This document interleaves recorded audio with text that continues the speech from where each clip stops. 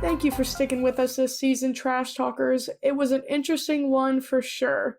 On this episode, we're going to discuss the final 2 episodes of Season 1 of Netflix's Sexy Beast.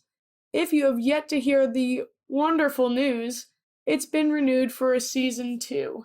We're so excited about it. I'm excited. Are you not excited? I mean, well, let me get your thoughts on how you felt about the whole season together, not just these few episodes that we're going to talk about, because I gotta say, I initially was disappointed and then switched to surprised as I started to find it actually entertaining. But I think I was disappointed at the beginning, why would someone be disappointed by a show called Sexy Beast ever?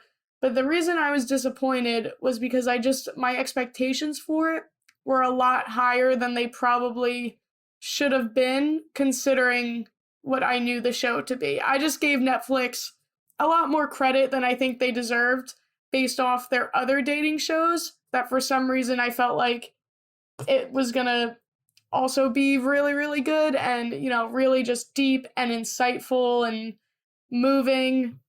But it very much was exactly what you think it's gonna be, based on how the contestants look and based on the premise of the show. But what were your thoughts?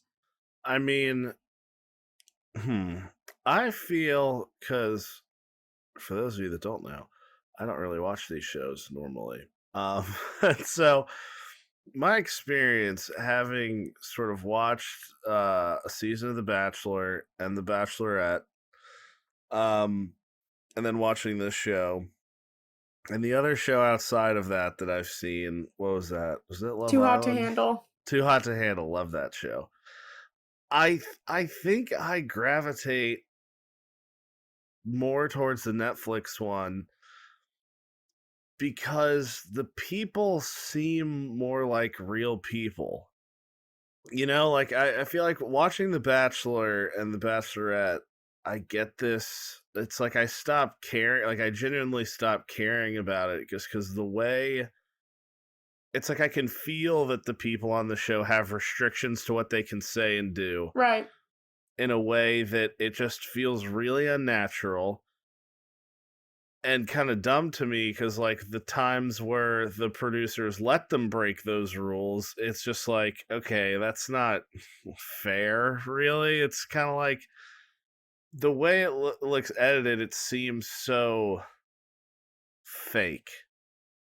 Whereas all these shows, it's like, I don't really have too many strong opinions about the people. They may not be like my type of person, that I typically hang out with or something like that. Whereas if I watch The Bachelor or The Bachelorette, it's like some of these people, I'm just like, you're just not a real human being. And this is so dramatic. Right. Watching these Netflix shows, it feels way more down to earth and more entertaining because people are, goofy and silly. And we make mistakes, we say dumb things.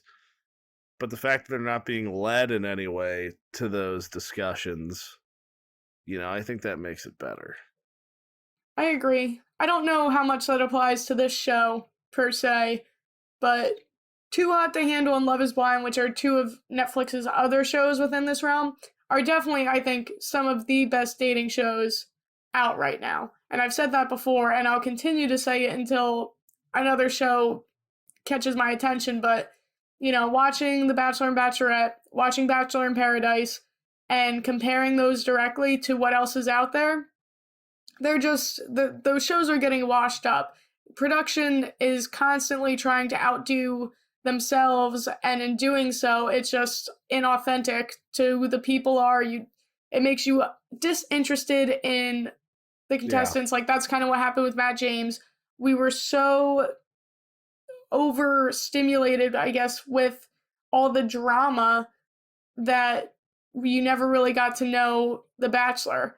And now he's on a different reality show, and it's kind of a different story. Much more of his personality is actually being shown, because it's not production trying to breed all of this dramatic and toxic behavior and bring the worst out of these people for the sake of television.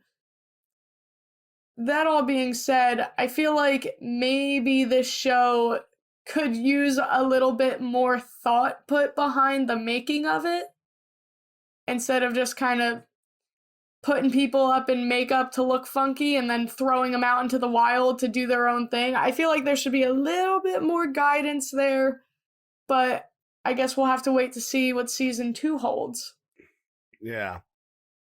And I will also say, I think honestly the huge factor is just like how long the episodes are for The Bachelor and The Bachelorette. Like they're like an hour. Oh, you think that's bad?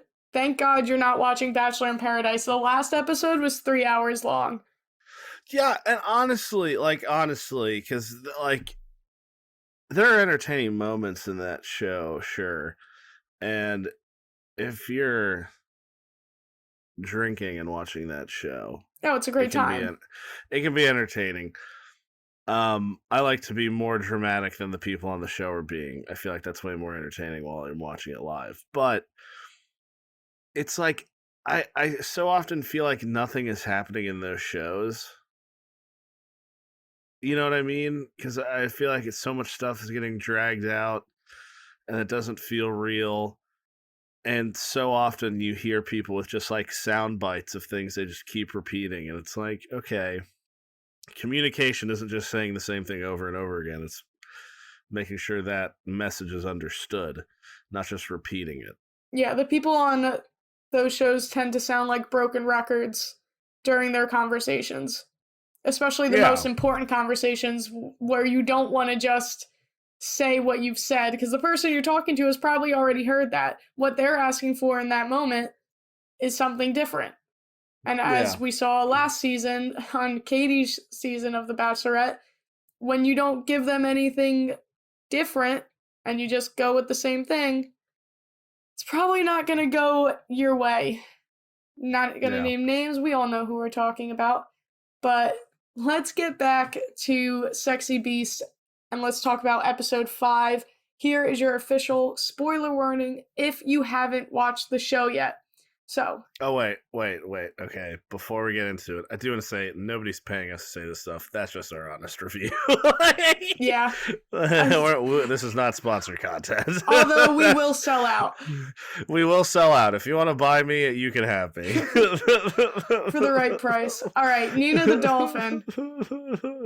So Nina's our bachelorette for this episode. She really wants the cowboy type. Not sure why, but that's what she's looking for. And she says she's a hopeless romantic. So I think someone might have seen one too many romance stories from the South, The Notebook, you know, all those types of movies, because that's what you get. You get the cowboy type with a heart of gold, who's a big softie and super sweet and genuine. What she's given, instead, is a rhino named Mick, Dominic the praying mantis, and Dustin the scarecrow, who is a southern boy. He's a good homegrown southern boy. But is that enough to win her over? So, they go on their speed dates. Dustin's not making the cut. It seems like I've never seen two people on a date with less in common than Nina and Dustin. Mm-hmm. It was just weird and awkward every time they were on screen together. Yeah. And that's, I mean, this is where I think, you know, the mask thing kind of comes into play because you are so focused on them as a person more than that. And it's like she had this sort of archetype, I guess, of a person she wanted, and that was just, it was just a dream. This is definitely the strongest example we see of exactly what you're talking about, where, you know, if they had met in real life, maybe they would have gotten a second date simply because that's exactly her type. But as we see, the bond she has with him is not anything close to what she begins to form with Mick and Dominic. So Mick, being the rhino, really spiritual guy, maybe a bit too much. He brings up sex kung fu as one of his hobbies. Still not sure what that means. Didn't want to look it up. but was afraid of what I might find. Oh my gosh. Not touching that one with a 10-foot pole.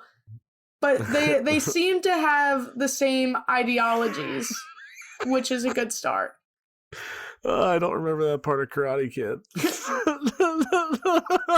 I don't think you'd want to. Yeah, I wouldn't. But they seem to hit it off pretty well. But she also hits it off with Dominic the Praying Mantis. So right off the bat, it's pretty obvious who is going to get sent home from these speed dates. So no surprise that it's Dustin the Scarecrow. But what I found very interesting, so obviously we already know by this point, every time they're going to pick someone, they kind of like pro-con all of the dates. They're like, this is great about you, but this is where we're incompatible. Some people take that a lot more seriously than others, I've noticed. But what I found interesting, every reason she gave against every single one of them, personally, I thought was a good enough reason not to continue the dates with any of them. You know, all her reasons were like not quite deal breakers, but pretty close to deal breakers. What did you think from what you remember of this episode? Because I think it was definitely clear that Dustin was sort of the weakest link there. Mm-hmm. And she seemed, I feel like I remember her being way more into, who was the sex kung fu guy, the rhino guy? Rhino Mick. Yeah, I felt like that seemed like the better connection right off the bat. Right. I'm always very wary of people that are like,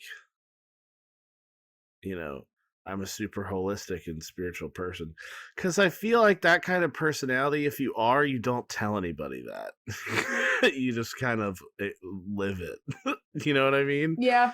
I also feel like those type of people maybe aren't gonna try to force a relationship from a dating show, and they're gonna try to meet somebody naturally. But, you know, maybe that's just us. No, that's a good point. There's a reason why they got there. You know, not to hate on anybody, because I feel like everybody seems like pretty down to earth. Like, you know, some people get mad when they lose, but I feel like they get more mad out of the fact of losing rather than like at the person. Yeah. Although I will say, to Dustin's credit, he didn't even want to know what she looked like afterwards. And his reasoning for that was basically like, look, the connection wasn't there, so it doesn't really matter. Like, why does it matter what she looked like if there's not going to be anything there? Which I found very interesting of her, because I mean, curiosity kills the cat every time with me. What, healthy behavior in a dating show? Okay. We get it, Mr. Self-Control. You wouldn't have looked. I would have looked. I would have looked so I would have looked. What's wrong with looking? But I don't know. Because apparently something. You know, his reasoning's his own reasoning, and I don't, you know, knock him for that. But I would have looked just because you're right. Curiosity. It's like I would have been, that would have been nice. It was just kind of like, why wouldn't you? I don't know. He probably found her on Instagram after. It's like, who leaves a Where's Waldo book half read? You know what I mean? Like, you're going to find Waldo in all of them. Yeah. Okay. I know what you're getting for Christmas then. Alright, I quit. I'll keep you and the kids entertained for hours. Alright, so let's get into our one-on-ones. So Dominic and Nina went bowling, which is, you know, standard date. Nothing wrong with bowling, if you like that sort of thing. It got a little weird, though, towards the end. If you like that sort of thing. I hate bowling. You hate bowling? Bowling's a deal breaker date. If someone's suggesting bowling, it's entertaining the first round, and then unless you're actually good at it, it's like, okay, we did it, let's go. But it's like, no, you gotta play that thing like 3 times through to get your money's worth. Not a good date. last time I went bowling, I asked for, I think the lightest ball they had was like a 5-pound ball. And they refused to give it to me because they knew I was just going to throw it as hard as I could. Yeah, probably a good move on their part. Saved everyone money in the end. But back to the dates, the bowling date. It got weird because she's more of an outgoing person. I think she's very vocal about that, and her actions definitely show it. One of the things, and adventurous. She keeps using the word adventurous, and one of the things she wants is someone who's going to do all that with her. So I guess to test Dominic, she tells him to slide down the bowling aisle, or whatever you call it, alley. Yeah. In public. Line. And I feel like that's like forced quirky. You know, like, you're grown adults, you're probably going to get kicked out if Netflix didn't pay for the bowling alley and spot, you know, like, give them all this money. Yeah. You know, adventurous, you can be adventurous and not want to get kicked out of a bowling alley on a Tuesday night, you know? I don't think that's a good test to see if someone's going to be willing to, like, go on, you know, a road trip with you. That's very different. I don't know. I just was like, I think you guys are a little bit old to be belly sliding down a bowling alley on a second date. Yeah. I think I agree with that, especially because I would never describe somebody who's adventurous as somebody that tells people to do quirky stuff.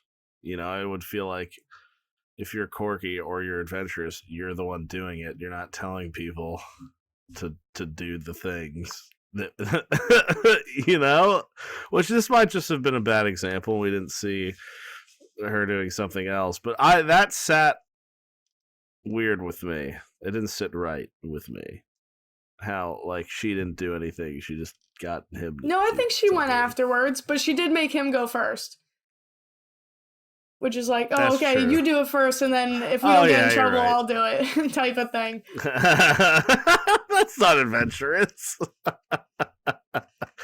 Another important thing to note about this date and one of their conversations after they got out of the bowling alley was they said that they were the male and female versions of each other. That is a bold thing to say after knowing someone for maybe a day or two. It's a bold move, Cotton. I say that a lot, I've noticed. That's a bold move. I love saying that. You know what? I think it's bold to say it directly to someone, but I feel like it's not bold to think that. No, well, so I yeah. feel like that's a kind of I feel like a lot of people are kind of drawn to that kind of attraction, where it's just sort of a dominating feeling of sort of reassurance, I guess, because there's somebody that has so many of those similarities, which doesn't always mean it's a good thing. People, you gotta watch out for that. So keep that in the back of your heads as we continue on to mixed date, and they went on a horse-drawn carriage through the English countryside. So there's a visual for you. But Nash, are horse-drawn carriages overrated or romantic? What are your thoughts on that? Okay, so, for everybody who doesn't know, because I live in Nashville, and we have horse-drawn carriages. Our horse-drawn carriages have poop bags, so there's not horse poop all over the city, which means that the carriage ride smells like horse poop the whole time. And so in that instance, yes, I think it's a little it's a little over the top. But I will say I also think that there's a time and a place for it. I would never plan to do that as like the event. You know what I mean? Mm-hmm. But if, night on the town, just walking around, you see a horse, you see a free horse and buggy, spur of the moment thing, there you go. I think that's a good time to do it, because even if it's bad, it's at least something you can laugh about. Yeah. when Uber's charging a ridiculous amount because it's 2 a.m., but there's a horse and carriage down the road. I think they're a little bit overrated. And to your point, it's one of those things where, in theory, it's super romantic. In reality, it's pretty shitty, pun intended. Same thing with, like, going to a sunflower field, right? You think, oh, this is a great place to take pictures, so pretty, so nice, you're outside. You know who else loves sunflowers? Bees. They're everywhere. I did it one time, not knowing that there would be so many bees. You could not even walk through the flowers without just having bees swarming you. So, not everything is as good as it seems. And that's all I'll say about that. Dude, bees are so nice, though. Yeah, no, bees are great. Save the bees. I support the bees. I would just like them not to touch me. That's how I feel about all bugs. I'll support you from afar, but please do not touch me. I respect the bees. I'm a kindred spirit to the bees. We love when the bees are happy. The bees are happy, ladies and gentlemen. The bees are happy. So after their horse-drawn carriage, they go have a couple of drinks, which they obviously can't drink because both of them have prosthetic noses that extend about 6 inches off their faces. So yeah, that's going as well as you could expect. Nothing more romantic than beer dribbling down your entire face, covered in pounds of makeup. Which I think is so funny, like, because some of the costumes, they totally obscure your face like that. I just think it's funny that they have a planned event where there's like no physical way you could drink that. No, with the mask every on. single date has some food and drink aspect, and only half of the people can actually eat or drink what it is that's set in front of them, which is just a tease. Like, imagine, you had to wake up at like 6 a.m. for a 3-hour makeup session, no time to eat, no time for a break, nothing. And then finally, you get to sit, you're on this nice date, there's a good local beer in front of you, and it's just going to drip down your face the whole time. That is such a tease. Support your local breweries. Yes. But yeah, that would be so miserable because they're always surrounded by food or eating or doing something. And I didn't think about that. They have probably in hours of makeup because it's a lot of makeup. Yeah, that's not an easy task. Not that I would know. It's not where my talents lie, but hella. I can imagine that it's hard to do that makeup. Anyway, so they do also go on to do a little bit of meditation together. Very intimate, very romantic. And then we go in to the ceremony where she picks her sexy beast.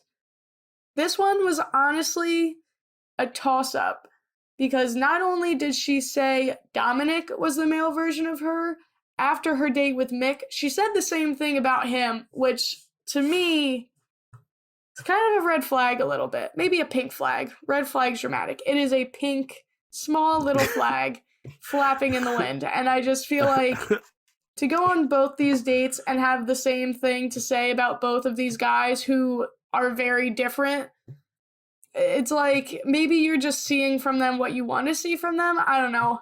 Maybe that's a stretch to say.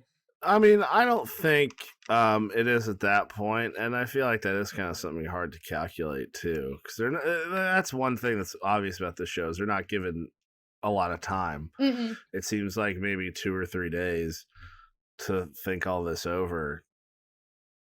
So, yeah, no, I can agree with that.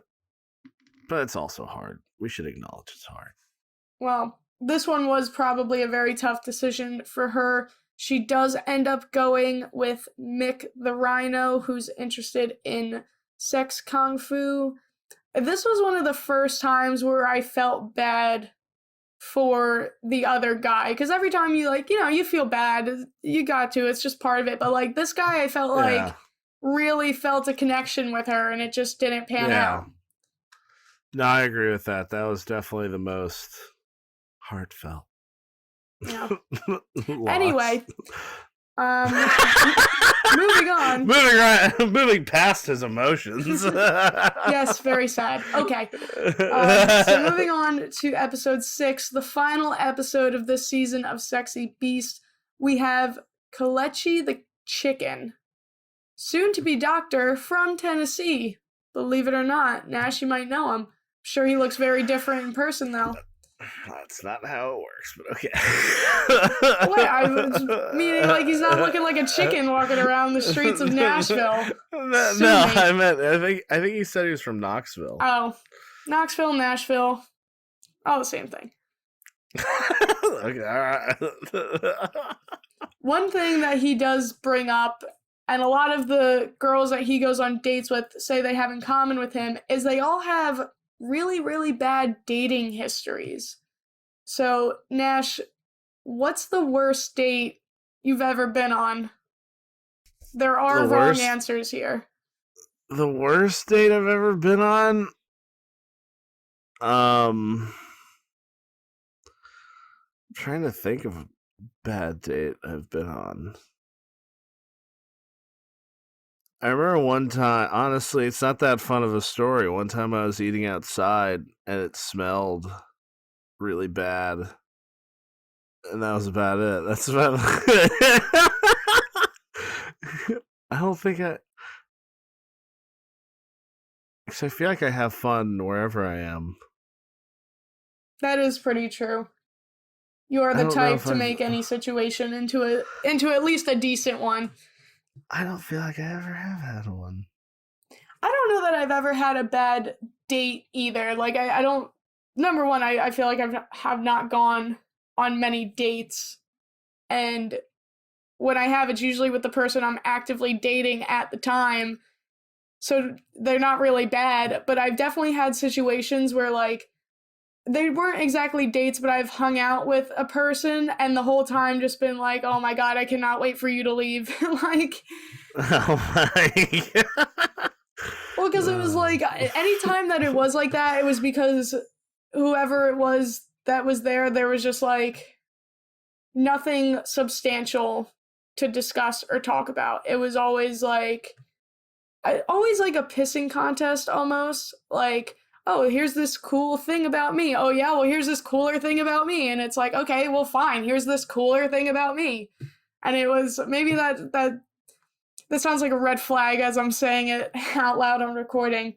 But I've had instances like that where I'm just like, we have nothing in common other than these surface level things that led us to this point in the first place. And now I cannot wait until this is over. So I've had that, but they weren't technically dates. It was more like hanging out on the couch, having a conversation. Dude, at most. That is one thing that people, I feel like, don't recognize when they're doing... Because I will... Because I think about it a lot, because I feel like I notice people doing it, and they don't notice themselves doing it. Is like when you're one-upping someone. Like, I'm very conscious of that, just because one time I noticed I felt like I was doing it, and so now it's like... it's one of those things that pops in my head before I go to bed. It's like, oh, I remember this awkward time that happened years ago. Where it's like, looking back, I don't think I actually was, but I feel like that's definitely something people don't even know that they're doing while they're doing it. It's like... Well, I think the issue is a lot of times people try to do it as a way to connect. And then instead of actually connecting, it's just like, oops, I'm better than you. Didn't mean to be. That was harsh. But you get what I'm saying, where it's like, oh, like, no, yeah, I get it. Like, you went backpacking through Europe, well, I went on a mission trip in Costa Rica. Like, I'm a better person than you. You know, like, it's just a way to, like, oh, here's this kind of similar thing, but it's not similar enough for us to feel equal in what we're saying. And a lot of times, I don't know, I feel like I tend to do that, but I'm never sure. Like, in my head, I'm doing it for that, you know, oh, look at this connecting thing we have. And then after the fact, I'm like, was I, like, being a jerk about that? Like, should I have, like, listened to them more instead of adding in my own thing? Always something. I feel like everyone second guesses that, so I try not to dwell on it too much. But no, I don't think enough people do. I don't think enough people do. I think you're giving too much credit. Well, I think I know what's going to keep me up tonight is all of those moments. No, you're fine. So I feel like, I feel like most people just haven't even thought about that. You know, like I feel like putting that thought in your head, you know, it just sort of clicks into your subconscious more often. Is that how things work? Sure, I think so. I'm a doctor. I'm that one dentist that never approves the toothpaste. But yeah, acknowledge that, people. It'll help you in life, in love, at work, brushing your teeth. I really wanted to see how many times I could list something before Emily interrupted me, and that list got all the way to dentistry. So I zoned out by the time we got there. All right, so now let's talk about our girls. So we have Lily, who is once again a model, and she's dressed like a witch. Again, all the models they've had on this show are always insecure about something. And one of the things Lily says, she feels like she's judged for her looks. Again, nothing against Lily. Arguably, that is kind of your profession. You know, like... Yeah, because, every time you go to work, that's kind of what people are doing to you nonstop. Yeah. All this to say, yes, you're right, but also, maybe you might want to do something else. Because... Well, have you ever met somebody that's a model and they're just not, like, good looking? And I don't mean, because I feel like, everybody's got their preferences and all that, but I mean, like, objectively, somebody is just not good looking and they're like a model. I can't say that I know many models, for starters. Do you know that I think about it? I do know a bunch of models. I know a model, and I think she's very pretty. So yeah, no, I think most people that I know that are models are attractive people. But then there's those other ones that just seem to... Well, I feel like part of being a model is, it's like, typically, models are like a baseline attraction coupled with the fact they have whether it's a unique feature or some type of look that makes them stand out from your average everyday person, and that standout factor doesn't necessarily have to be just that they're exceptionally pretty. Yeah, no, that's good. Somebody had to explain it to me, because it was just like, sometimes they want somebody that's like super tall, just because like the outfit that they designed, it would look weird if it wasn't on somebody, or wouldn't look the way the designer wanted it to if they weren't like super tall. Stuff like that. Well, now that we've analyzed that profession, let's talk about Cassie, the frog investment manager. That is exactly what I have in my notes. Frog investment manager. These descriptions are like a children's book. Like, these are just how the characters are described. Be a great children's book. We also have Martha the deer, who she definitely was the best off in this episode. Because even the last episode, I think that was the first time all of the guys had poor makeup, except for Dustin the Scarecrow. His wasn't too bad, but it wasn't that good.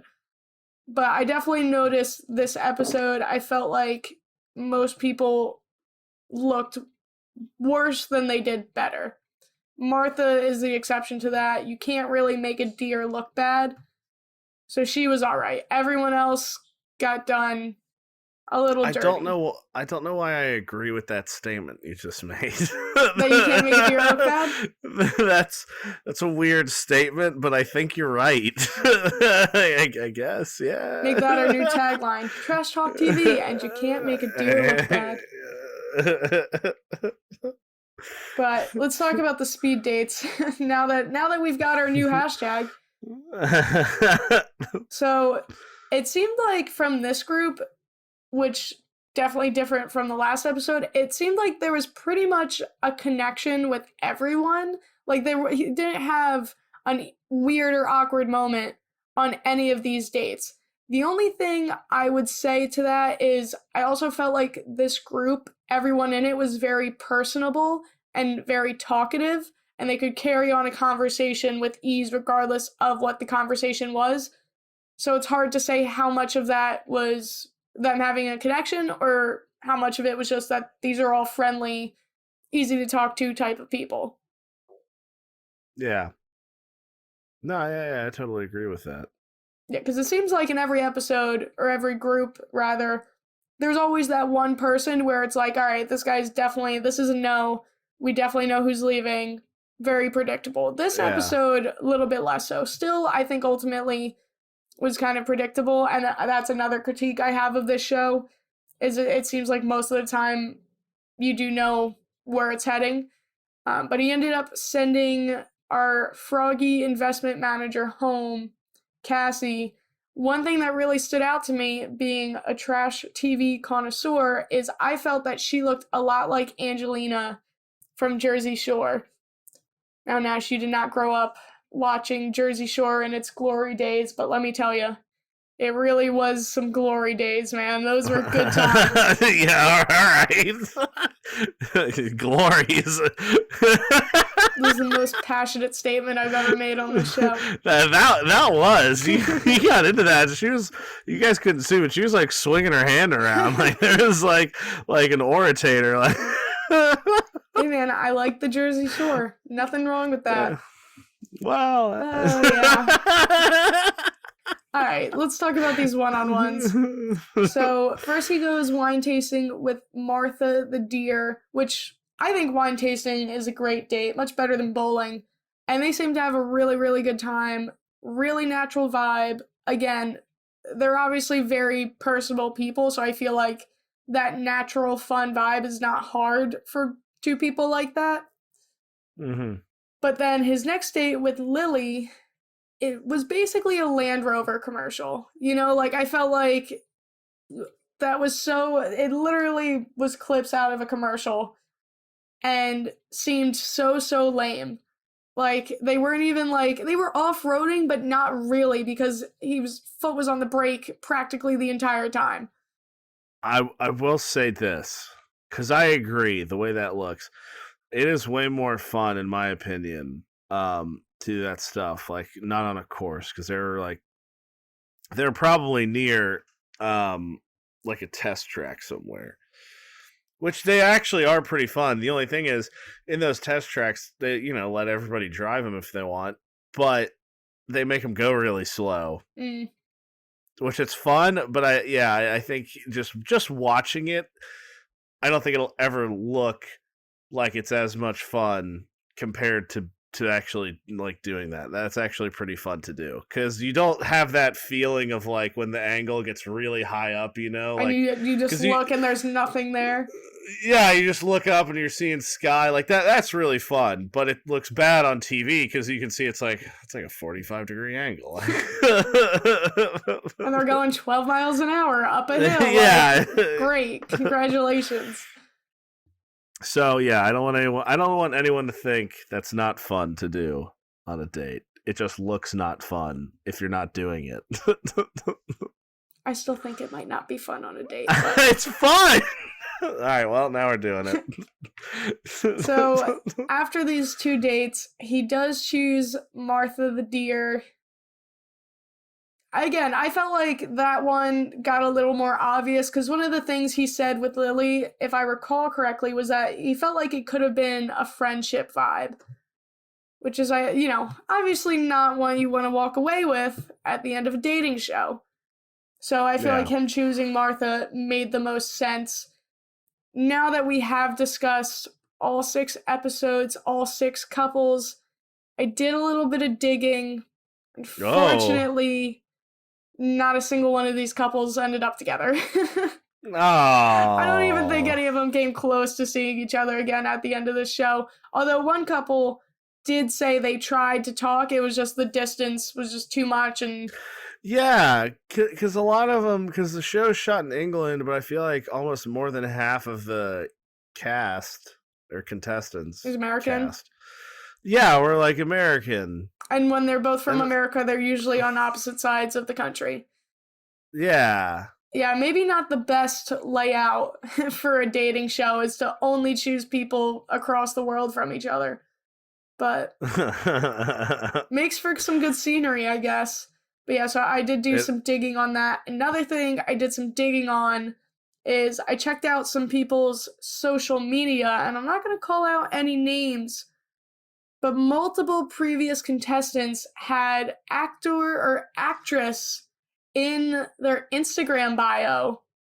Oh. Yeah, so that didn't sit right with me, because that's like, you were just looking for a little bit of clout. I don't know how much clout you thought you were going to get from a show like this, but it makes me question your intentions and your integrity. I would counter that by saying maybe they did that after the show. That is also, I did think about that as well, but I like to add a little bit of drama to it, because the production team didn't, so we might as well. Well, and here's something to note too, as to why you might see more actors doing it. Because if you're an actor looking for an acting gig, a lot of times you'll see things that are just like dating show, Netflix filming dating show. Are you single, and don't care about wearing makeup for hours? Sign up here, and that's like it. And so for an actor, that's just like, okay, cool. That's exactly what I'm doing. I'm trying to get exposure. Yeah. Because that's why. Because you'll probably find more actors going on shows in general like that on Netflix, because they're constantly looking at those message boards, Casting calls and whatnot. Yeah, exactly. Even if they're not looking to like date someone, they're still looking at those messaging boards. So I think that kind of makes sense. But I think you're making a valid point too, because maybe they don't care too much. Yeah, I mean, why would it's as long as you're not signing up for a show where you get engaged after 3 months, what's the harm, right? Yeah. And it didn't, to me, I didn't get the feel that, like, some people I felt like were being a little fake. Just the vibe they give off. But I felt like all of them were like, yeah, okay, I'll, give it a shot. I'll be genuine. Can't be worse than this. I'm already here, Yeah.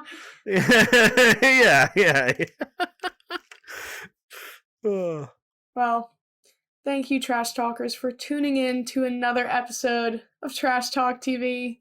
If you like what we're doing here, please don't forget to follow us on Instagram at Trash Talk TV Podcast and subscribe to our YouTube channel. I'd also like to give a shout out to our production team at Ambiguous Podcast Solutions. Go you guys. If you'd like to start your own podcast, they're the people to talk to. If you have any ideas for shows Nash and I should talk about next, leave us a comment or DM us on Instagram. In the meantime, it's a wrap, Trash Talk.